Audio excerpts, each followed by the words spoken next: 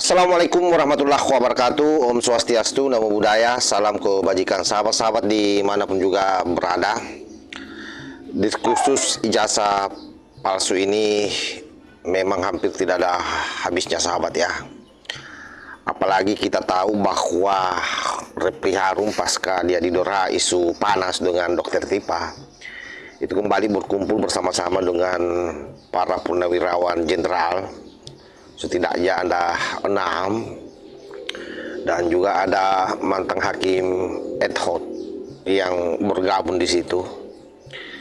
Dan luar biasa dalam pembicaraan mereka, salah satu yang dibahas itu adalah gugatan CLS. Jadi ya, seolah-olah kasus ini kembali lagi dari nol, dan tentu harapannya hanya satu, sahabat, bahwa ketika kasus perdata ini berjalan, dia berharap kasus pidana yang sementara jalan itu dihentikan, karena ini masih ada satu kaitan. Itu harapan mereka.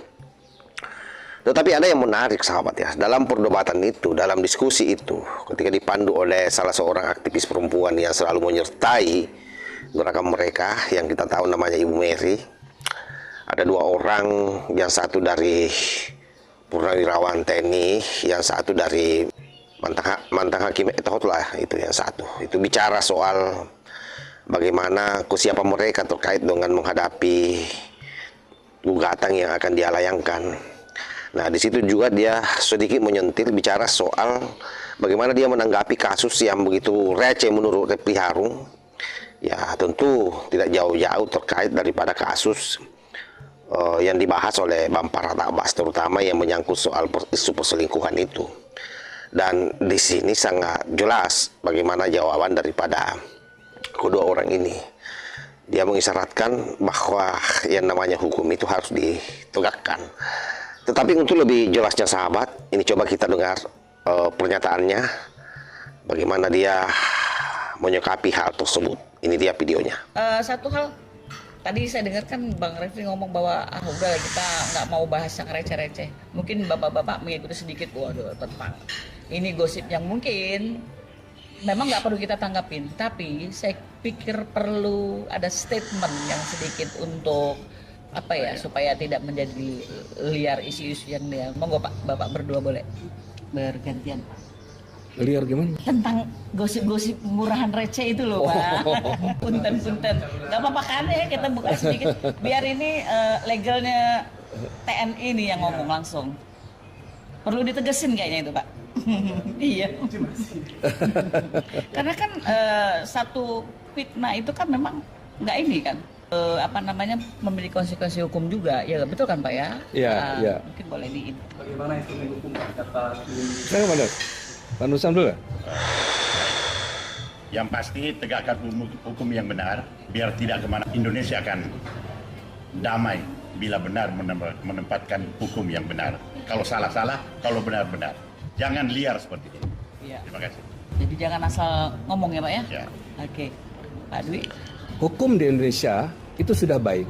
Hukum di Indonesia sudah memberikan satu aturan yang secara komprehensif, itu sudah memberikan satu aturan yang seimbang antara kepentingan masyarakat dan kepentingan negara. Iya. Gitu.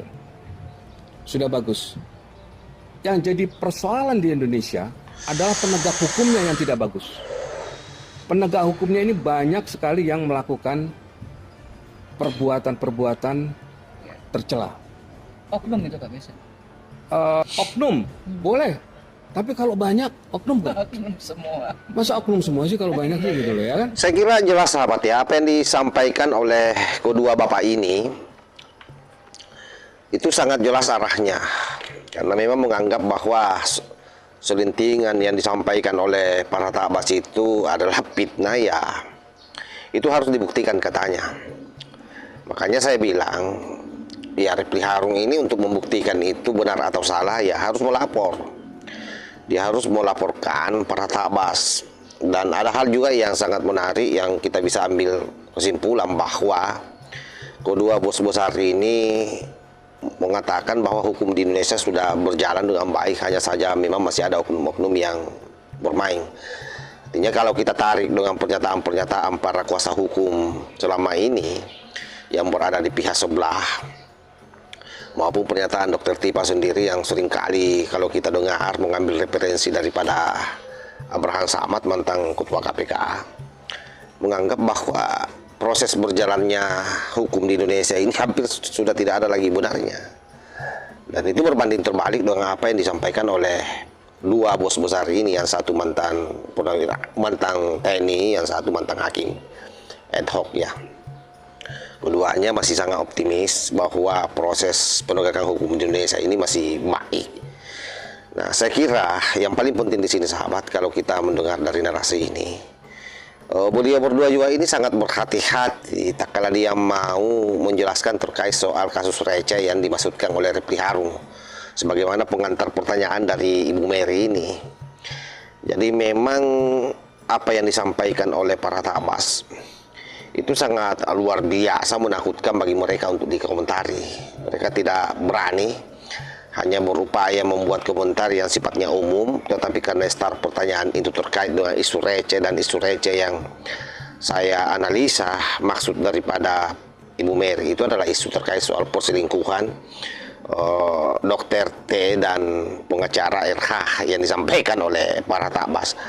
Oleh karena itu sahabat-sahabat sekalian, kasus ini memang kita harus kawal dengan baik, karena terlalu banyak isu-isu yang muncul ke permukaan selain fokus bagaimana kasus Roy Suryo ini berjalan dengan sesuai relnya.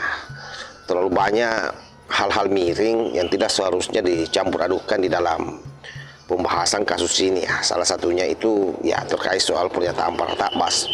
Seharusnya on the track saja kawal kasus ini di Polda Metro Jaya, seperti apa penanganan mereka, karena kan ini pasca Rismond Sianipar melakukan RJ itu juga harus dipantau sampai kapan bisa pemberkasannya itu selesai, karena otomatis ada revisi yang terjadi di sana.